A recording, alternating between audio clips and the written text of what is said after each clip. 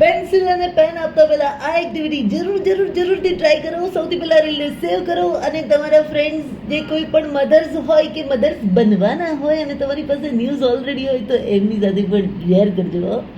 આડી કરવા માટે તમારે કોઈ એક્સપેન્સિવ વસ્તુઓની જરૂર નથી. ફક્ત એક બોક્સ જોઈએ છે, પાવડર જોઈએ છે અને ફોઇલ પેપર જોઈએ છે. ફોઇલ પેપર તો ઘરમાં હશે જ નહીં હોય તો જાઓ માર્કેટથી લઈ આવો યાર.